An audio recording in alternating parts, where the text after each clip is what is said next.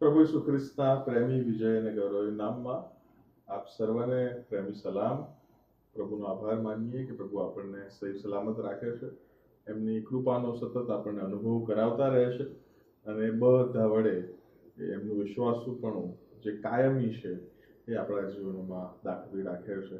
પ્રકટીકરણના પુસ્તક પર જે અભ્યાસ આપણે શરૂ કર્યો હતો તેમાં આપણે આગળ વધવા માંગીએ છીએ. આજે આપણે પ્રકટીકરણનું પુસ્તક તેનો 3જો અધ્યાય અને 1 થી 6 કલમ વાંચવા માંગીએ છીએ. તે પ્રભુનું વચન આ પ્રમાણે લખેલું છે: સાર્દિસમાંની મંડળીના દૂતને લખ, જેને દેવના 7 આત્મા અથવા 7 તારા છે, તે આ વાતો કહે છે: તારા કામ હું જાણું છું કે તું નામનો જીવે છે, પણ તું મુએલો છે.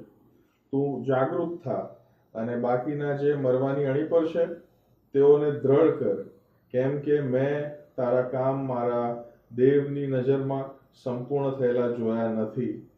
માટે તને જે મળ્યું અને તે જે સાંભળ્યું છે તે સંભાળ અને ધ્યાનમાં રાખ ને પસ્તાવો કર. કેમ કે જો તું જાગૃત નહીં રહેશે તો હું ચોરની પેઠે આવીશ ને કઈ ઘડીએ હું તારા પર આવીશ એ તને માલુમ પડશે નહીં. તો પણ જેઓએ પોતાના વસ્ત્રો મલિન કર્યા નથી એવા થોડા એક નામ તારી પાસે સાર્દિસમાં છે. તેઓ ઉજળા વસ્ત્ર પહેરીને મારી સાથે ફરશે, કેમ કે તેઓ લાયક છે.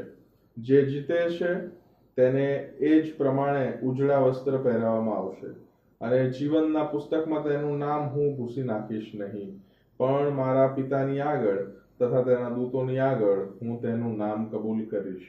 આત્મા મંડળીઓને જે કહે છે કે તે જેને કાન છે તે સાંભળે. આ પ્રભુનું જીવંત વચન છે. સાર્દિસમાંની મંડળીના દૂતને જે પ્રભુ ઈસુ ખ્રિસ્ત એ પત્ર લખવાનું કહે છે અને તેની પર આપણે આજે અભ્યાસ કરવા માંગીએ છીએ. આગળ વધતા પહેલા આપણે આપણા મસ્તકો નમાવી પ્રાર્થના કરીએ અને ઈશ્વરીય પ્રેરણાને આપણે માંગીએ. હે પ્રભુ, મારા મુખના વચન અને અમારા હૃદયના મનોને તમે તમારી જેમ માન્ય કરજો. તમે બોલો અને અમે સાંભળીએ, તમે શીખવો અને અમે શીખીએ. તમારી કૃપાનો અનુભવ અમને કરાવજો બાપ. આમેન. હવે સાર્દિસ શહેરની જો હું તમારી આગળ વાત કરું તો સાર્દિસ શહેર એ બહુ બધા શહેરોમાં સૌથી સિક્યોર અને સેફ, એ સુરક્ષિત એવું શહેર હતું. કારણ કે સાર્દિસ શહેરના લોકોની પાસે 2 મોટા પર્વત હતા જે શહેરની એકદમ આગળ હતા, કે જે 2 પર્વતોને કારણે એ શહેર પર હુમલો કરવો અને ચઢાઈ કરવી એ લગભગ અશક્ય હતું. અને એટલા માટે થઈને તેઓ પોતાની બાહ્ય સિક્યોરિટી, આઉટર સિક્યોરિટી પર ધ્યાન રાખે છે અને આઉટર સિક્યોરિટી જે 2 પર્વતો હતા તેની ઉપર તેઓ ઓવર કોન્ફિડન્ટ હતા કે અમે લોકો વિલ ઓલવેઝ બી સેફ, અમે લોકો હંમેશા સુરક્ષિત જ રહીશું, અમારી પર કોઈ હુમલો કદી કરી શકશે નહીં. પરંતુ એ 2 મોટા પર્વતો ને સામે જો તમે જુઓ તમને આમ અશક્ય લાગે કે ખરેખર એ લોકો સિક્યોર જ છે, સેફ જ છે. પણ ઇતિહાસમાં 2 વાર એવું નોંધવામાં આવ્યું છે. એક 549 BC ની અંદર અને એક 219 BC ની અંદર. આ 2 વાર કે જ્યારે એ લોકો એમની તેઓ સુરક્ષિત છે તેઓ માનીને બેઠા હતા અને તેમણે જ્યારે પોતાના એ શહેરની નિગરાની અને ચોકી પહેરો વ્યવસ્થિત કર્યો નહીં, ત્યારે એ 2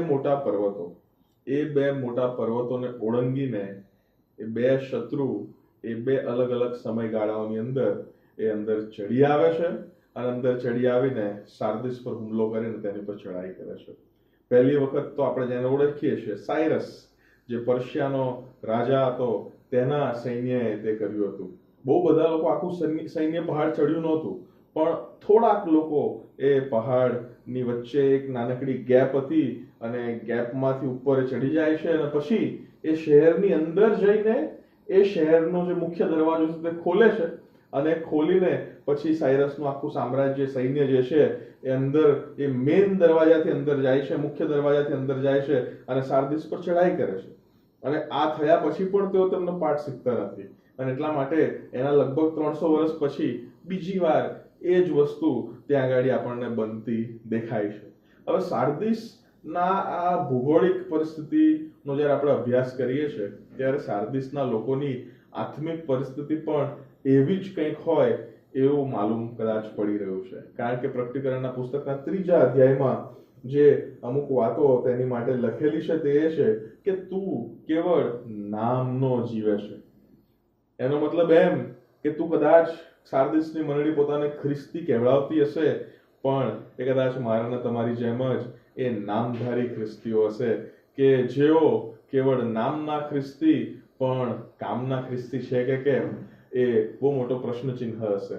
પછી આગળ તેમની માટે એવું લખ્યું છે, પણ તું મુએલો છે. રાઈટ? કેમ કે જે માણસ કેવળ નામનો ખ્રિસ્તી હોય અને કામનો ખ્રિસ્તી ન હોય તો તે મુએલા સમાન છે. He is like a dead man walking.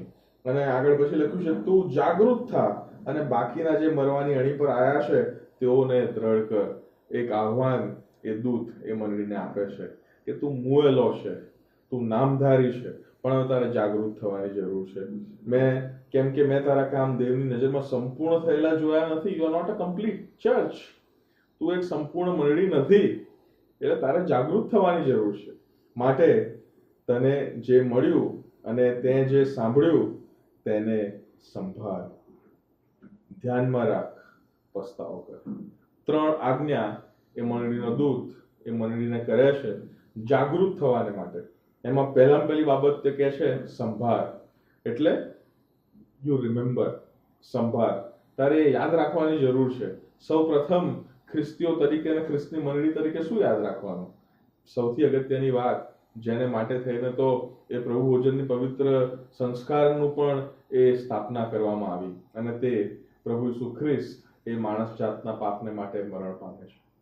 માણસ જાત એ એટલી બધી દુષ્ટતાથી અને સ્વકેન્દ્રિતતાથી અને સ્વાર્થથી ભરેલી માણસ જાત છે કે કોઈ માણસ એ આપણી માટે આવે છે પૃથ્વી પર, નિષ્કલંક જીવન જીવે છે, દુઃખ સહન કરે છે, મરણ પામે છે, છતાં પણ આપણે એવા લોકો છીએ કે જે કોઈ માણસ આપણી માટે મરણ પામ્યું એને પણ આપણે ભૂલી જઈએ છીએ. અને એટલા માટે તો પ્રભુ ભોજનના પવિત્ર સંસ્કારની સ્થાપના કરવાની જરૂર પડી કે જ્યાં વારંવાર જેટલી બી વાર આપણે મળીએ ત્યારે જ્યારે પણ આપણે પ્રભુની મેજના ભાગીદાર બનીએ ત્યારે આપણને કહેવામાં આવે છે કે આ રોટલી એ પ્રભુ ઈસુ ખ્રિસ્તનું શરીર છે જે તમારે સારું આપવામાં આવ્યું છે. આ દ્રાક્ષારસ એ પ્રભુ ઈસુ ખ્રિસ્તનું રક્ત છે જે આપણે સારું વેવડાવવામાં આવ્યું છે. અને એના બીજા આવતા સુધી, એટલે એના બીજા આગમન સુધી તેના સંભાળામાં આ મારે ને તમારે કરતું રહેવાનું છે. મારા વાલાઓ, એ સ્મરણ કરવાનું આપણે કદી ભૂલી જવું જોઈએ નહીં. એ મારે ને તમારે હંમેશા યાદ રાખવાની જરૂર છે કે પ્રભુ ઈસુ ખ્રિસ્ત એ આપણે સારું મરણ પામ્યા છે અને આપણી જગ્યાએ મરણ પામ્યા છે. જે મરણ મારે ને તમારે ભોગવવાનું હતું એ પ્રભુ ઈસુ ખ્રિસ્તે વધસ્તંભ પર લઈ લીધું છે. અને જ્યારે આપણે એ વાત ભૂલી જઈએ છીએ ને ત્યારે આપણે સાર્દિસની મંડળીની માફક નામધારી બની જઈએ છીએ, મુએલા સમાન બની જઈએ છીએ, ઊંઘી ગયેલા બની જઈએ છીએ. અને એટલા જ માટે દૂત આજે આપણને પણ કહી રહ્યો છે, લેટ અસ રિમેમ્બર. આવો આપણે તેનું સંભાળણું કરીએ કે ખ્રિસ્ત એ જગતમાં આવ્યા અને તે આપણે સારું મરણ પામ્યા, કે જેથી કરીને જેઓ પણ એ ખ્રિસ્ત પર વિશ્વાસ કરે તેનો નાશ ન થાય પણ તે અનંત જીવન પામે. બીજી વાત લખી છે કે ધ્યાનમાં રાખ, ટુ કીપ. ધ્યાનમાં શું રાખવાનું છે? એ નિયમ અને પ્રભુના વચનો અને પ્રભુ ઈસુ ખ્રિસ્તે જે જીવનનો નમૂનો આપણે સારો આપ્યો છે ત્યાંને આપણે ધ્યાનમાં રાખવાની જરૂર છે મારા વાલો.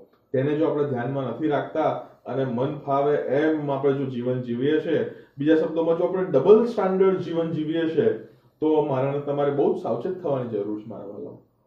એ 7 મંડળીઓની અંદર જ એ લગભગ 2 મંડળીઓને એ એવું કહે છે, એ મંડળીનો દૂત, કે તું તારા પ્રથમના પ્રેમને ભૂલી ગયો છે. બીજી એક મંડળીને કહે છે કે તું હુફાળો થઈ ગયો છે. રાઈટ? એટલે basically they are living double standard life. એ દોરું જીવન જીવી રહ્યા હતા. અને અહીંયા ગાડી પણ એ એમને ધ્યાનમાં રાખવાને માટે કહે છે કે ધ્યાનમાં રાખ, તું સંભાળણું કર, તું ધ્યાનમાં રાખ. Don't leave a double standard life. બેવડા જીવન જીવીશ નહીં. અને વિશેષ કરીને તારી પોતાની સુરક્ષાઓમાં તને જે મળેલું છે તેની પર આધાર રાખીને બેસી રહીશ નહીં. Rely upon God. યહોવા પર ભરોસો રાખ અને તેને પર તું આધાર રાખ. જ્યાં સુધી તું ઈશ્વર પર આધાર નહીં રાખ ત્યાં સુધી તારી પૃથ્વી પરની બધી સુરક્ષાઓ એ એકડા વગરના મીંડા સમાન છે. મારા વાલાઓ, ધ્યાનમાં રાખવાની જરૂર છે. શું ધ્યાનમાં રાખવાની જરૂર છે? ઈસુનું જીવન કે જે તેઓ આપણી સામે જીવ્યા, અને જે જીવન તેઓ આપણી સામે જીવ્યા છે તેને જો ધ્યાનમાં આપણે રાખીશું ને, અને એ પ્રમાણે જો જીવન જીવીશું, તો ચોક્કસ એ આપણે પણ જાગૃત થઈ શકીશું, જે રીતના સાર્દિસની મંડળીને જાગૃત થવાની જરૂર હતી. પૃથ્વી પરની સુરક્ષાઓમાં કદાચ તમારી પાસે સંપર્કો હોય, સંપત્તિ હોય, અન્ય ગમે તે સુરક્ષાઓ તમારી પાસે હોય, પણ એ બધી સંપત્તિ જો તમારી પાસે ખ્રિસ્તમાં નથી, એન ક્રિસ્ટો, ઇન ક્રાઇસ્ટ નથી, તો એ નકામી છે. આપણે ધ્યાનમાં રાખવાનું છે ટુ ઓલવેઝ રિમેમ્બર કે we should keep things in mind, and આપણે ધ્યાનમાં રાખીને આપણું જીવન જીવવાનું છે. અને ત્રીજી જે વાત એ મંડળીનો દૂત કહે છે, પસ્તાવો કર. ધ્યાનમાં રાખ અને પસ્તાવો કર. મારા વાલાઓ, ધ્યાનમાં શું રાખવાનું છે? જે આપણે કરવાનું છે તે. અને પસ્તાવો શું કરવાનું છે? જે આપણે નહોતું કરવું જોઈએ અને પણ તો પણ કર્યું છે, એનો પસ્તાવો કરવાની વાત છે. એનો મતલબ એમ કે બીજી ને ત્રીજી બાબત છે, એક જ સિક્કાની બે બાજુ છે. પહેલી વાત કે ધ્યાનમાં રાખવાનું જે કરવાનું છે તે, અને બીજી વાત પસ્તાવો કરવાનો. શેનો પસ્તાવો? જે નહોતું કરવાનું પણ જો કરી નાખ્યું છે, એટલે જો પાપ કરી નાખ્યું છે, નહોતું કરવાનું પણ, તો આપણે પસ્તાવો કરવાની જરૂર છે.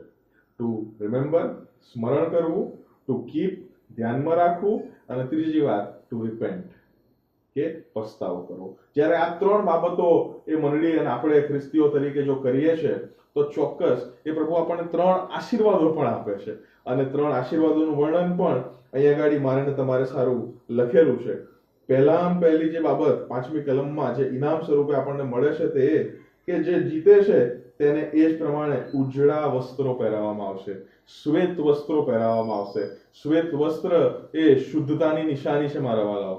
અને જ્યારે આપણે આપણા જીવનમાં આપણી સફળતાઓની આગળ જો આપણે શુદ્ધતાને મહત્વ આપીએ છીએ, ત્યારે એ સફેદ હિમ જેવા શ્વેત વસ્ત્રો પહેરવાને માટે આપણે લાયક બનીએ છીએ. કારણ કે ત્યારે જ આપણે ધ્યાનમાં રાખીને ઈસુ જેવું જીવન જીવીએ છીએ. પાપ કરતા રહીએ છીએ કારણ કે પાપી સ્વભાવ છે. એ પાપી સ્વભાવ આપણામાંથી નીકળતો નથી જ્યાં સુધી ખ્રિસ્ત બીજી વાર આવતા નથી, અથવા આપણને પ્રભુ બોલાવી નથી લેતા. પણ જો આપણે પસ્તાવો કરતા રહીએ છીએ, ધ્યાન રાખતા રહીએ છીએ, ખ્રિસ્તના બલિદાનનું સ્મરણ કરતા રહીએ છીએ, તો એ હિમ જેવા શ્વેત શુદ્ધ વસ્ત્રો પહેરવાને માટે હું ને તમે લાયક બનીએ છીએ, અને આપણે પ્રભુની વાડીના લોકો તરીકે આપણે સ્થાપિત થઈએ છીએ. બીજું જે આશીર્વાદ એ મને તમને સાર્દિસની મંડળીના દૂતના વચન પ્રમાણે મળે છે તે એ કે અને જીવનના પુસ્તકમાંથી તેનું નામ હું ભૂંસી નાખીશ નહીં. કેટલો અજાબ જો આશીર્વાદ! જો તમે પ્રકટીકરણનું પુસ્તકનો 20મો અધ્યાય વાંચો તો ત્યાં બે પ્રકારના પુસ્તકોનું વર્ણન કરેલું છે. એક તો જીવનનું પુસ્તક કે જેમાં આપણા નામ હોય અને કદાચ ના પણ હોય, અને બીજું એક એવું પુસ્તક છે અથવા એવા પુસ્તકો છે જેની અંદર આપણા દ્વારા કરેલા દરેક કાર્યોનું વર્ણન કરવામાં આવે છે. એનો મતલબ એમ કે જે આપણે કાર્યો અને આપણો જો વિશ્વાસ દ્વારા એ ફળદ્રુપ કાર્યો જો નીકળ્યા હશે અને એનું જો વર્ણન હશે, તો ચોક્કસ જીવનના પુસ્તકમાંથી આપણું નામ એ પ્રભુ ઈસુ ખ્રિસ્ત ભૂંસી નાખશે નહીં. એ બહુ મોટો આશીર્વાદ છે. જીવનનું પુસ્તક એટલે એ પુસ્તક કે જેનું જો નામ હશે, તો ચોક્કસ એ પ્રભુ સાથેના જીવનમાં હું ને તમે ભાગીદાર બનીશું. અને પ્રકટીકરણ 21માં જે નવું આકાશ અને નવી પૃથ્વી એ આકાશમાંથી પ્રભુ તરફથી ઉતરતું યોહાન જુએ છે, તેના આપણે ભાગીદાર બનીશું. ખ્રિસ્તની મંડળીના અવયવ તરીકે હું ને તમે તેમાં સક્રિય હોઈશું. પણ જો આપણું નામ ભૂંસી નાખવામાં આવશે, એક બહુ સરસ ગીત છે કદાચ હિન્દીમાં, ખુલ જાયેગી કિતાબે જબ ભી હિસાબ હોગા, ઇન્સાફ કા તરાજુ, હે ને? એ વાત હું ને તમે જાણીએ છીએ. અને એટલા માટે જો એ જીવનના પુસ્તકમાંથી નામ જો આપણું ભૂંસી ન નંખાવું હોય, તો ત્રણ બાબત કરવાની: સ્મરણ કરવાનું ઈસુના બલિદાનને, ધ્યાનમાં રાખવાનું ઈસુના જીવનને, અને પસ્તાવો કરવાનો જે પાપો નતા કરવા જોઈએ છતાં પાપી સ્વભાવને કારણે આપણે કરી બેસીએ છીએ તેને માટે. આ ત્રણ બાબતો કરીએ છીએ તો એમાં આશીર્વાદ નંબર 1 એ પ્રભુના વચનમાં મળે છે તે કે આપણને ઉજળા શ્વેત વસ્ત્રો પહેરીને ઈસુ સાથે એ ચાલવા મળે છે આપણા જીવન દરમિયાન. બીજી વાત, એ જીવનના પુસ્તકમાંથી આપણું નામ ભૂંસી નાખવામાં આવતું નથી. અને ત્રીજી અને સૌથી મોટામાં મોટો આશીર્વાદ જે કહે છે તે, પણ મારા પિતાની આગળ તથા તેના દૂતોની આગળ હું તેનું નામ કબૂલ કરીશ. આઈ વિલ અફર્મ હિઝ નેમ, એવું ઇંગ્લિશમાં લખેલું છે. હું તેના નામની કબૂલાત કરીશ. કોની આગળ? ઈશ્વર પિતાની આગળ ને તેના દૂતોની આગળ. પ્રભુ ઈસુ ખ્રિસ્ત આપણને એ ચોક્કસ વચન આજે સાર્દિસની મંડળી મારફતે કહેવા માંગે છે. આવો, જો આપણે નામધારી બની ગયા છીએ તો આપણે નામધારીપણામાંથી બહાર નીકળીને એ નામના નહીં પણ કામના ખ્રિસ્તીઓ બનવાની જરૂર છે, કે જ્યાં આપણી બોલ દ્વારા, ચાલ દ્વારા, વિચારો દ્વારા, આપણી નજરો દ્વારા, એ દરેકે દરેક જીવનના પહેલુઓ દ્વારા, વાતચીત દ્વારા ખ્રિસ્તને આપણે પ્રગટ કરીએ. અને જ્યારે આપણે એવા કામના ખ્રિસ્તી બનીએ છીએ ત્યારે આપણે જાગૃત થઈએ છીએ મારા વાલાઓ. જો જાગૃત નથી, સ્મરણ કરો, ધ્યાનમાં રાખો, પસ્તાવો કરો. જો આ 3 બાબત તમે કરીને જાગૃત થશો તો શ્વેત વસ્ત્રો તમને પહેરાવવામાં આવશે, તમે ખ્રિસ્ત સાથે ચાલશો, જીવનના પુસ્તકમાં તમારું નામ ભૂસી નાખવામાં આવશે નહીં, અને પિતાની તથા તેના દૂતોની આગળ ઈસુ, પ્રભુ ઈસુ એ આપણું નામ કબૂલ કરશે, અફર્મ કરશે. પ્રભુનું વચન છેલ્લે કહે છે, આત્મા મંડળીઓને જે કહે છે તે, જેને કાન છે તે સાંભળે. આવો આપણે મસ્તકોનો પ્રાર્થના કરીએ. પ્રભુજી, તમારો આભાર માનીએ છીએ તમારા વચનને માટે, જે સાર્દિસની મંડળી મારફતે એ અમને જાણવા મળી છે આજે. પ્રભુજી, અમે વચનને ન કેવળ સાંભળનારા પરંતુ સાંભળીને તેનું પાલન કરનારા બની શકે એમાં કૃપા માંગીએ છીએ. તમે અમારી સાથે વાતનો વ્યવહાર કરવાનું ચાલુ રાખો. પ્રભુ ઈસુ ખ્રિસ્તને લીધે માંગીએ છીએ વાત, તમે સાંભળો અને સ્વીકાર કરો. આમેન. પ્રભુ આપ સર્વને આશીષ આપો. આમેન.